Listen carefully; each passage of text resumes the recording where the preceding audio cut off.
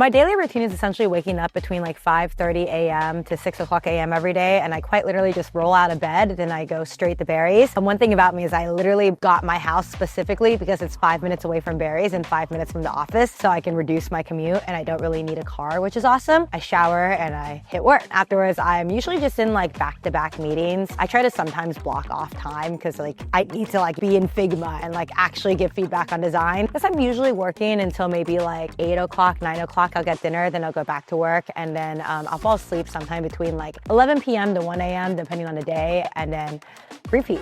You know, in YC, they tell you should only be doing 3 things, which is like working out, talking to customers, and building. I see like why working out is so important because it puts you on a schedule, tests your discipline. Like no matter how shitty I'm feeling, I will still get up and go out and work out because I know I'm going to feel better and have more energy to be better at my job the rest of the day. So why my life looks like it is today, but like don't sit still essentially. I don't waste time scrolling through TikTok, watching TV, watching movies, etc. And I think by not sitting still, I've been able to really be efficient with my time and invest it in things that make me happy. Hi, I'm Lucy Guo. I am the founder of ScaleAI and Passes, backing capital and HF0. I angel invest. I've invested in over 100 different companies, and I'm excited to chat with you guys today. I think in terms of like how it's potentially changed my life, my DMs are popping. Not life-changing, but it's been cool. I mean, I think overall it's probably just like what makes me happy. Everyone's like, okay, cool, like what are you buying with your money, etc. But like at the end of the day, like what makes me happy is like what drives every single thing I do. Whether it's like, you know, building Passes because it makes me happy because it provides challenges in my life, but I also get to like, you know, change people's lives. So at Passes, we're building infrastructure for creators to monetize their brand. So I think when you look at the largest creators, they really are like unicorns. For example, Kim Kardashian built Skims, Logan Paul built Prime, Mr. Beast with Feastables. I'm excited for us to eventually build a unicorn creator.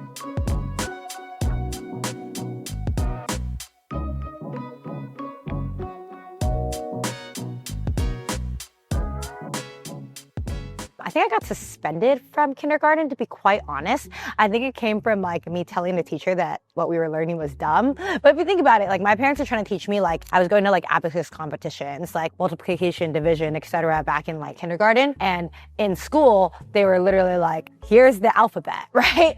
And I was just very bored as a child. So I was always trying to figure out like different things to do. I was like learning stuff on my own. Specifically, like the stuff I learned was to like make money, but eventually I discovered my love for product. And I was like, oh, this is actually really fun. But you could see glimpses of it where like, you know, I tried to start my own virtual pet site after being addicted to Neopets. I was playing a lot of online video games. So I was figuring out how to start my own online arcade game website. I mean, I think what really shaped how I'm an entrepreneur today is that through like the early stages of me like making money, my parents found all of my hidden cash and would take it away. So then I was like, I have to like figure out how they don't take away cash. PayPal had come out and then you could just go like buy a Visa debit card, open up a PayPal account. And that's when I started learning how to make money on the internet. And then that's when I got curious about building my own websites. And then like that kind of led to hackathons. And then I would say like the turning point of like real entrepreneurship and like wanting to build lasting companies, like more than just bots, right? Was at these hackathons where suddenly I was exposed to the startup world. And I was like, wow, I can build apps that like millions of people use. This is really, really cool. Both my parents are absolutely brilliant. They're both technical. I think it was interesting because they actually really discouraged me from pursuing a technical field because they kind of imagined like my place as a woman was to get married and pop out grandchildren, but they still wanted me in an intelligent environment to find an intelligent partner. I think I ended up pursuing it almost by accident. I thought I was going to be a chemical engineer because I was like chemistry was my favorite subject. Like I loved AP chemistry and I was very good at it. But when I ended up on this website, College Confidential, like I need help with my college applications. And there's this random stranger who literally looked at my extracurriculars and it was like, you're an idiot. If you want to get into best college, just apply for computer science. And I was like, I guess that makes sense. So that's actually like kind of how I just landed in computer science. My college days were like, I was going to a lot of hackathons. It's like, you know, every few weeks, MHacks, Hack MIT, quite literally every hackathon I like was like, I'm going to go to. And then I made a lot of friends. And I say this because like I might be biased, but like when I was first hiring, like the first people I went to were the friends I made in college, and they didn't even ask any questions, which is concerning. They definitely should have asked how much their equity was worth. But they were just like, yeah, like we'd love to come work with you, YOLO, right? And that was because there was that trust that was gained in college. When you're building your next company, your network is your net worth. And like, you're gonna be able to hire the friends that you made in college and you know they're good. I think if I didn't have a rebellious nature, I probably would have been the good girl that my parents wanted me to be and stayed in college, right? And like, I knew I was hurting them when going to do this, but I think that like part of the rebellious nature was I want to prove you wrong and show you that I can forge my own path and I will be successful without college. So I'm sorry I'm hurting you right now, but like it'll be worth it at the end of the day. I don't think I ever doubted it, and what helped me commit was just thinking like this is not a risk at all. Like college is always going to be there versus this is a once in a lifetime opportunity and I'm going to be learning a lot. I feel like I'm not learning practical skills in college, and everything that I've learned was through like hackathons, right? So if I leave college and I dive myself in the startup world, I'm going to learn significantly more and be able to like actually build products that millions of people use versus learning theoretical skills that like I'm probably not going to use in my job. So I was pretty like dead set on it early on. I think my conviction was to optimize learning. So I've always, like, that's been my number one rule in life. Like, even if you're leaving something and it feels like a risk, it's not that much of a risk if you're optimizing learning, because your knowledge is always going to be worth something.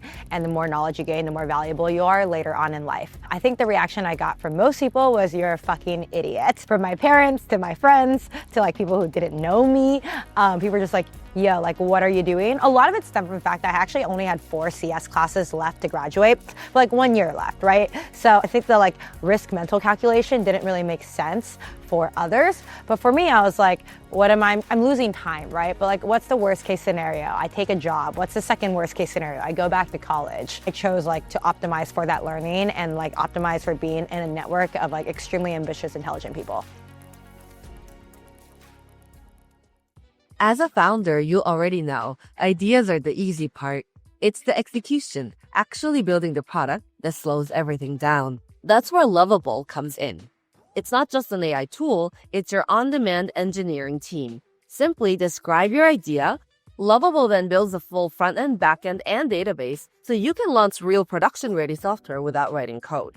It's already powering over 100,000 new products a day, helping 2.5 million builders turn ideas into software just by describing what they want. No devs, no delays, no excuses. They're launching in weeks, not months. And guess what? These teams are still tiny. In fact, Team EO is also using Lovable to build our upcoming EO School platform, and we're loving it. If you're a non-technical founder or just want to build without bottlenecks, try Lovable today for free. Use the promo code EO20YT to get 20% off your first purchase of the Lovable Pro plan. I think at Snap, I really learned how to think much bigger. Like when I first joined Snap, I didn't realize like kind of the vision Evan had for Snap. And it was very inspiring seeing like his ideas on how he would eventually compete with Amazon, compete with Google, etc. Which I think like no one even to this day thinks about Snap competing with Amazon or Google. But to see him think so innovatively about product and not care about like that A/B test portion of things taught me just a lot about like the importance of being open-minded and like product-driven as well, and really about like perfection. I think the lesson I really took away from that is like just get to 90%. You don't need to spend 3 years going back and forth on the design. But also like I remember there was like that zoom out the snap maps feature that like no one at the company wanted to build because everyone thought it was so dumb, and he was just like kept on insisting it. And it turns out like he was right at the end of the day, right? It ended up like being a very natural UX that people love and use. That really almost tells you also that like people don't really know what they want in the consumer field, right? Like it might sound like the dumbest thing, but you really just have to like kind of give it a go. Hence like why he was probably just like, just think innovatively, like don't think about like all this like research feedback, etc. Because if he did that, like that would have never been shipped. But like once they got into the hands of people, they realized like, oh, I wanted this, but no one could have told you that. when you come up with a product, spend like 2 weeks designing it and then ship it and see how it does. And if there's traction, then go and iterate and improve on it.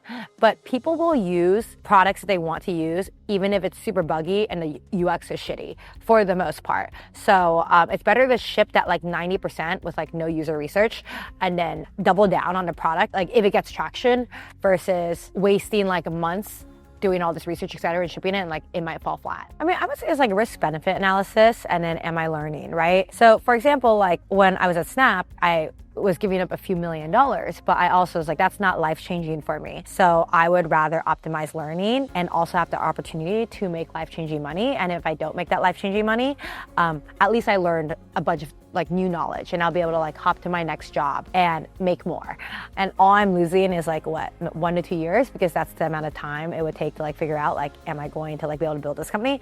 Unless you're crazy. Like I have friends that like, you know, pivoted for like 6 years and then finally found something, which like those are obviously the founders I love investing in. If I were making like $100 million at Snap, like would I have made that jump? Like I'm gonna be realistic, probably not. I probably been like, that's life-changing money. It is worth staying 4 years for $100 million before moving on. I would say like those two things are like my criteria when choosing like when to make moves.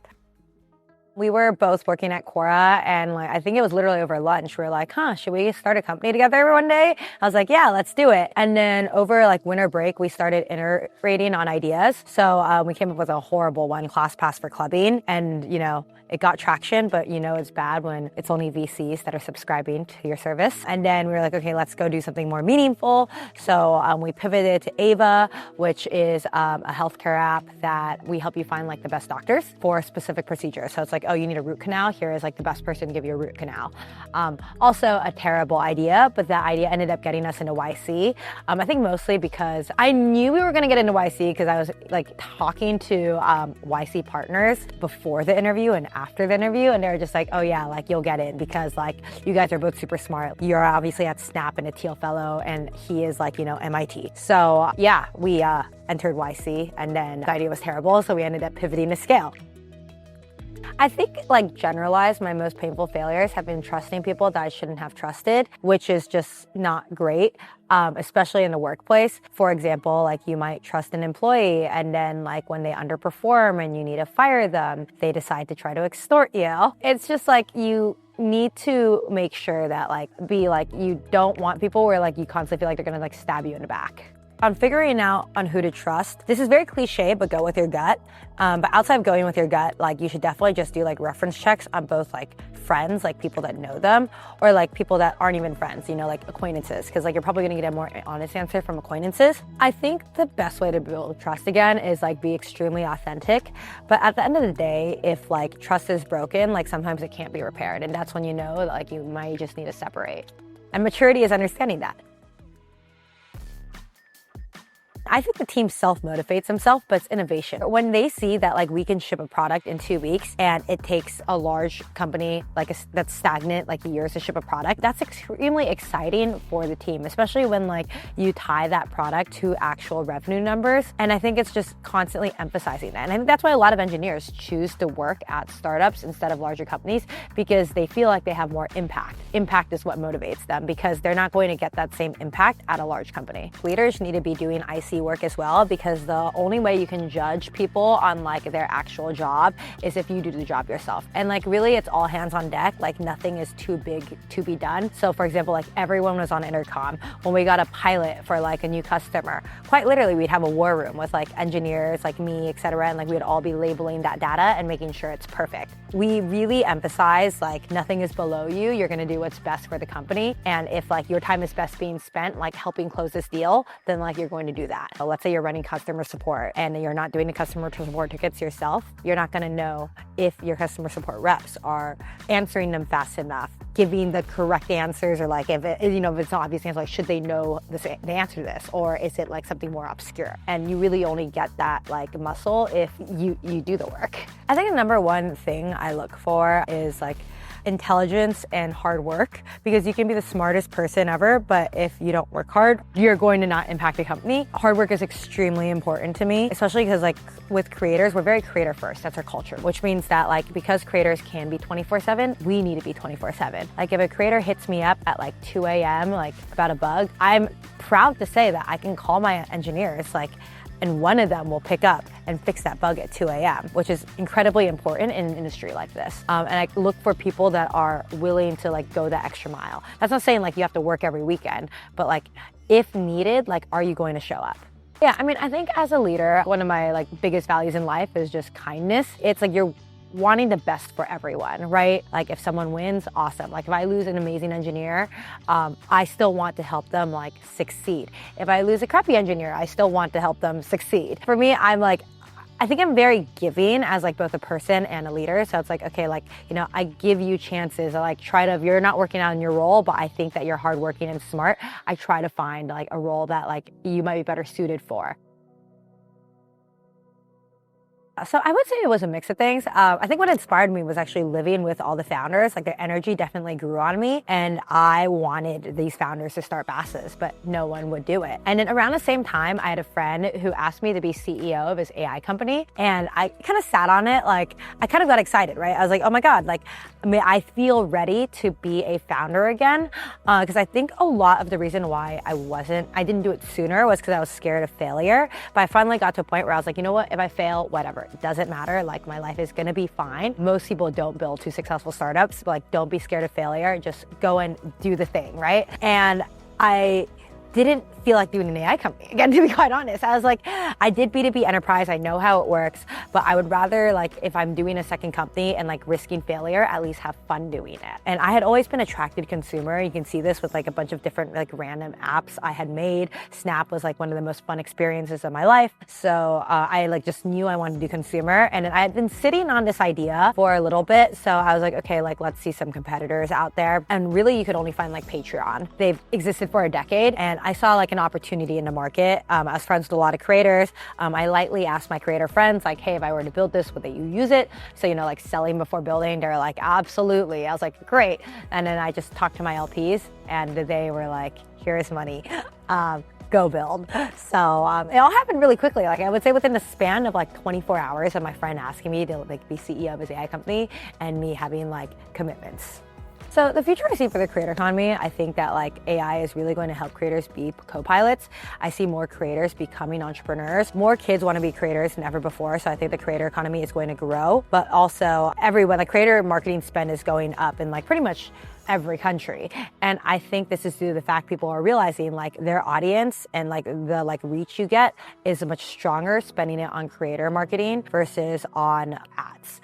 So I think because of this, we're going to see more creators work so closely with brands that they're essentially considered co-founders or start their own brands, which is why I think like unicorn creators are possible, and like we're excited to help them either get access to the best brands and like get that equity for long-term generational wealth, or if it makes sense to like help them build that next product. I think if 20-year-old me could go back in time, I would stop complaining about some of the people I worked with and just start really like getting to know them better and uplifting them. Why do I think so? I think that like in general, most companies are very gossipy, right? So if you're complaining about people, like it just gets around and then it drives them away, obviously, because they hear about complaints, like no one wants to be talked badly about. And I think like the best work environments and the most positive ones are when you are like everyone's cheerleader. So I think I would have like spent more effort like seeing the good in people. This is gonna sound very LA, but I feel like I have like manifested everything in my life. And because I'm like focused so much on positive energy, I feel like as long as I like put in that hard work to like bring my dreams to life and like surround myself with positive people, like anything is possible. So cheesy, but I really like do believe that's true. And like I have like the best friends in the world that are, you know, are constantly around me and encouraging me and like really doing whatever they can to help. Like they'll go out of my way. They're like truly incredible. And I think that like when I have like such positive people around me, like I only look at like upside.